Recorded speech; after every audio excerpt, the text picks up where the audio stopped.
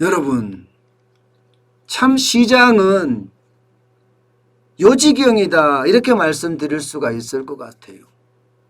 그만큼 다양성이 역동적으로 움직이는 곳이 시장이다 이렇게 결론 낼 수가 있거든요.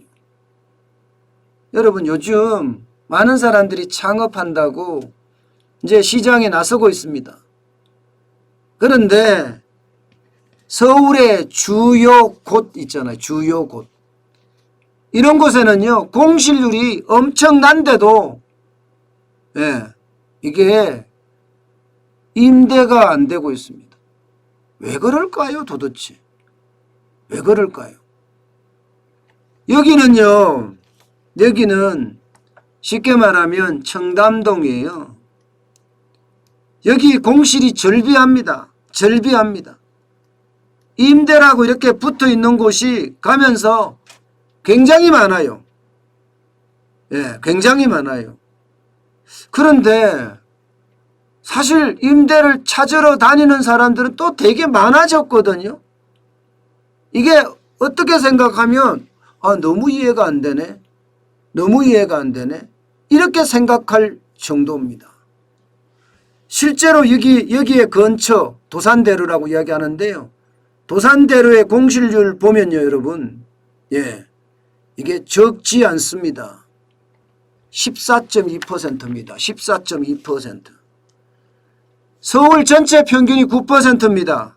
강남 전체 공실률 평균도 10.7%예요. 그런데 청담동을 끼고 있는 도산대로 공실률은 14.2%입니다. 이것만 이런 게 아니에요. 신사역 일대도 11.5%고요. 노현역 일대 여기도 19.9%예요. 19.9%. 청담동 일대는 16.3%고요. 압구정동 일대도 10.3%예요. 엄청난 공실률이죠. 서울 평균보다도 월등하게 높습니다. 월등하게. 지금 보시는 것처럼 서울 평균이 8.9예요. 공실률이. 중대형이. 소형도 낮지 않습니다. 소형도 7.5% 작년 4분기까지 올라갔다가 지금 6.5%로 좀 떨어지죠. 여러분, 요게 떨어지는 게 보면요, 사람들이 이제는 먹고 살아야 되겠다. 코로나 걸려도 어쩔 수 없다. 내가 나가서 장사를 하지 않으면 가족이 굶게 생겼다 해서 창업에 나서는 거거든요. 실제로 창업에 나서고 있기도 하고요.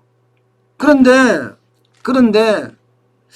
이게 도산대로나 이런 데가 떨어지는 게 참 희한하잖아요.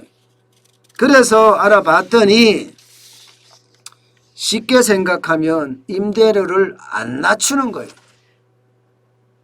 임대료를 낮추면 안 되겠다 이렇게 판단한 겁니다.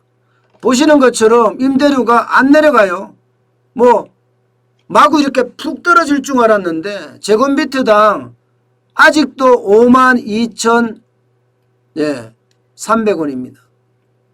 지난 4분기가 54,200원이었는데 떨어지지를 않습니다. 소형도 마찬가지예요. 소형도 좀 떨어진다고 하지만 그래도 퍼센테이지로는 소형이 많이 떨어지는 거죠. 작년 4분기에 53,300원이었던 것이 올 1분기에 49,800원까지 떨어졌거든요. 이게요, 여러분, 이렇게 서울의 핵심 상권에서 공실률이 많은데도 임대료를 낮춰서 임대를 안 해주는 이유, 그게 어디 있다고 생각하십니까? 바로요, 여러분, 굉장히 간단합니다. 제가 시간을 많이 끌긴 끌었지만 그 이유는 바로 여기에 있습니다. 상가 건물 임대차 보호법에 있습니다. 이게 여러분, 시장은 시장대로 가만히 놔둬야 되는데 이게 시장을 정부가 혹은 국회가 이게 계약을 시켜놨습니다. 보시다시피 계약갱신 청구권 기한이 지금까지 임차인이 5년인데 10년입니다. 쉽게 말하면 가게 한 번 주면 10년 동안 어떻게 바꿀 수도 없다는 거야. 10년 동안. 10년이란 세월은 어마어마한 세월이잖아요. 10년이란 세월은. 게다가 10년이란 세월 동안 월세 올리는 게 보시는 것처럼 5% 정도밖에 못 올려요. 5%. 예. 그러니까 이게 좋은 사람을 데려와야 되겠다. 그리고 비싼 보증금에 10년 동안 올라갈 걸 한꺼번에 올려야 되니까 비싼 보증금에 비싼 월세로 들여야 되겠다. 차라리 그때까지는 공실로 두겠다. 이런 이야기입니다. 이런 얘기. 이게 법이라는 게요. 시장을 왜곡시키는 법까지 이렇게 나온다는 것은 어째 보면 말입니다. 시장을 또 실패하게 만드는 그런 상황으로 갈 수밖에 없습니다.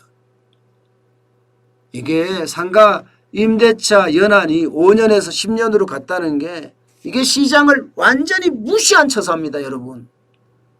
시장을 완전히 무시하고 그 속에서 말입니다. 뭔가 표만 생각했다. 이렇게밖에 평가받을 수 이렇게밖에 평가 못 받습니다. 여러분, 이 상가를 가지고 있는 사람들 입장에서는요. 요즘은요. 매매도 이제 쉽지가 않아집니다. 매매도. 10년이라는 시간이 있기 때문에 내보내려고 그러면요. 돈을 많이 줘서 내보내야 돼요. 돈을 많이 줘서. 10년이 시간이 지나면 모르겠지만 그전에는 내보내기도 어렵다는 거예요. 그러니 지금은요. 시장이 오히려 위축되고 있다. 시장이 오히려 부러지고 있다. 이런 이야기입니다. 문재인 정부의 어떤 정책 중에 참 답답한 게 이런 것들이에요. 시장의 다양성을 인정하지 않고 시장의 획일화를 자꾸 주도하고 정부가 시장의 주도자가 돼야 되겠다는 생각, 이런 생각들이 지금 시장을 완전히 망치는 그런 결과를 가져오지 않나, 저는 그렇게 봅니다. 요즘은 건물 가진 사람들 남한테 임대 주기보다는 내가 그 건물에서 사업하겠다, 이런 사람들이 더 많이 늘어나는 이유도 바로 이런 이유입니다. 그렇게 되면 여러분, 못 사는 사람들은 점점 더 못 살아요. 못 사는 사람들은. 저는 그게 그 어느 때보다 안타깝습니다.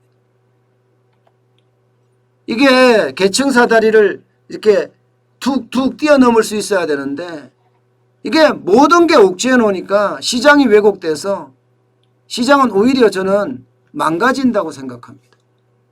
제발이지 시장경제가 회복돼야 됩니다.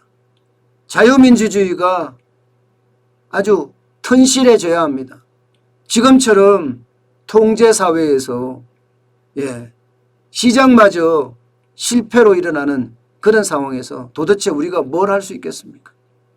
그런 걸 보면 참 속이 문드러지는 그런 상황들이 연일이라고 저는 생각할 수 있을 것 같습니다. 시장은 시장다울 때 이게 잘 살아날 수 있거든요. 저는 그걸 믿거든요.